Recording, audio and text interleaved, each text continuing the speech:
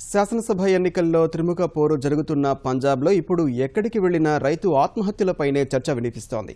దాదాపు అన్ని పార్టీలు రైతులు ఆత్మహత్యలు చేసుకోకుండా చర్యలు చేపడతామనే మాట ప్రచారంలో వినిపిస్తున్నాయి. వ్యవసాయ ఉత్పత్తుల్లో దేశంలోనే అగ్రస్థానంలో ఉన్న పంజాబ్ ఇంతకాలం సుభిక్షంగానే ఉన్నా 2-3 ఏళ్ల నుంచి అన్నదాతల ఆత్మహత్యల్లోనూ అగ్రస్థానానికి చేరింది. ఈ అంశమే ప్రధాన ప్రచారాస్త్రంగా మలుచుకుంటున్న ప్రతిపక్షాలు అధికార పక్షాన్ని ఇరుకున పెట్టేందుకు ప్రయత్నిస్తున్నాయి. పచ్చని పొలాలు, పాడి పంటలతో కళకళలాడిన పంజాబ్ రైతు కుటుంబాలు ఇప్పుడు విషాదంలో మునగడానికి కారణాలు అసెంబ్లీ ఎన్నికల్లో ప్రభావంపై ఈటీవీ క్షేత్రస్థాయి కథనం.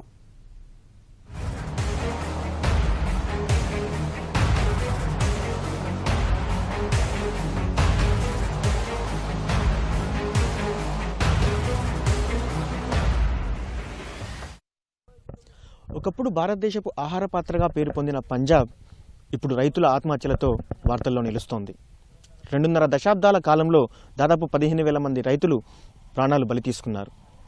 ఇంటికో 2 వితంతువులున్న గ్రామాలు చాలా ఉన్నాయంటే పరిస్థితి తీవ్రతను అర్థం చేసుకోవచ్చు.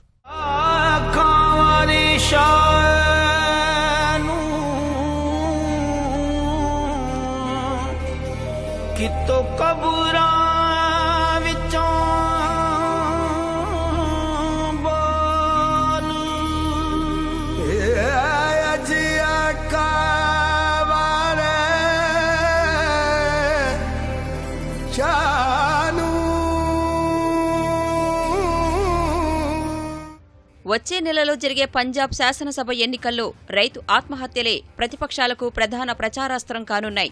అన్ని పార్టీలు ఈ సమస్యకు అధిక ప్రాధాన్యమిస్తూ తమ ఎన్నికల ప్రణాళికలో చేర్చాయి. హరిత విప్లవం ద్వారా దేశానికి ఆదర్శంగా నిలిచేలా పంటలు పండించి దిగుబడులు సాధించిన అన్నదాతలకు అదే సేద్యం గుదిబండగా మారి అప్పుల ఊబిలో కూరుకుపోయి బలవంతంగా ప్రాణాలు తీసుకుంటున్న వైనాన్ని ఓట్లుగా మలుచుకునేందుకు ప్రయత్నిస్తున్నాయి. మహారాష్ట్ర తర్వాత పంజాబ్లోనే అత్యధికంగా కర్షకుల ఆత్మహత్యలు నమోదవుతున్నట్లు లెక్కలు చెబుతుండగా ఆత్మహత్యల సంఖ్య ఏటికేడు పెరుగుతూనే ఉండడం పంజాబ్లో వ్యవసాయ సంక్షోభం తీవ్రతను చాటుతోంది.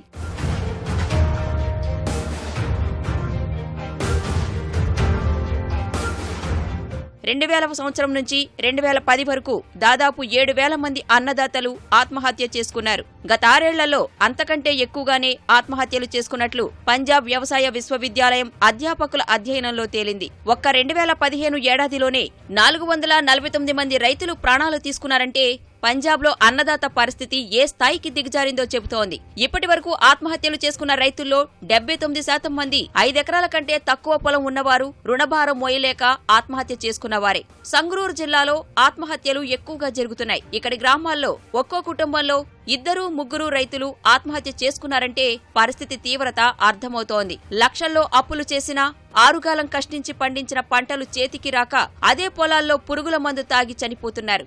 खेती बाड़ी ठेके पे लेते थे, ठेके का कर्जा था, किले गहना पड़ा था। मेरी शादी करी थी, बहन की शादी करी थी, कर्जे का हमारा किला गहने रहा। इस कारण वो दुखी होकर शराब पीने लगा। मुझको साथ बेच दिया। सौरभ बहू को लेने गया था, आकर देखा तो जहर खाकर पड़ा था और उसके जेब में गोलियां थी। సన్న చిన్నకారు రైతులే కాదు, వ్యవసాయంపై ఆధారపడిన రైతు కూలీల పరిస్థితి అంతే దయనీయంగా ఉంది. ఉపాధి కరువై ప్రాణాలు తీసుకుంటున్నారు. ఇలా ప్రాణాలు తీసుకున్న కూలీల కుటుంబాల పరిస్థితి మరింత దయనీయంగా ఉంది. इसने जहरली दवाई खा ली, इस कारण उसकी मौत हो गई। लड़की का ब्याह करना नहीं पाया कि पैसा नहीं सी, बहुत ज्यादा कर्जे थले आया होया सी। खेतीबाड़ी में नुकसान कोई नहीं, अपने कुछ भी नहीं है जी। दिहाड़ीदार बंदे हाँ, एक मेहनत करते हाँ जी। 5 लाख देना जी माने, कोई मदद नहीं करी जी हमारी, किसी ने मदद करी जी। बच्चे छोटे छोटे हैं जी, जमी छोटे हैं जी। हाँ जी, सरकार ने कोई मदद नहीं करी जी हमारी, बच्चे छोटे छोटे हैं जी। हाँ जी, दिहाड़ी कर टाइम पास करे जी। ఇప్పటి వరకు రైతు ఆత్మహత్యల నిరోధానికి ఎన్నో చర్యలు తీసుకుంటున్నట్లు చెబుతున్న ప్రకాశ్ సింగ్ బాదల్ ప్రభుత్వం తమను మళ్లీ గెలిపిస్తే రైతులకు అండగా నిలుస్తామని చెబుతోంది. తాము అధికారంలోకి వస్తే రుణమాఫీ చేస్తామని కాంగ్రెస్, ఆమ్ ఆద్మీ పార్టీలు హామీలిచ్చాయి. సంక్షోభంలో ఉన్న సేద్యాన్ని లాభసాటిగా మార్చేందుకు స్వామినాథన్ సిఫార్సులను కూడా అమలు చేస్తామని ఆప్ హామీ ఇస్తోంది. మరి ఈ పరిస్థితిలో పంజాబ్ రైతు ఎవరి మాటలు విశ్వసిస్తారనేది మార్చి 11న వెల్లడయ్యే ఫలితాల్లో తేలిపోనుంది. 25 ఏళ్లుగా నేతలు మారుతున్నా తమ తలరాతలు మారాలి అంటున్నారు పంజాబ్ రైతులు.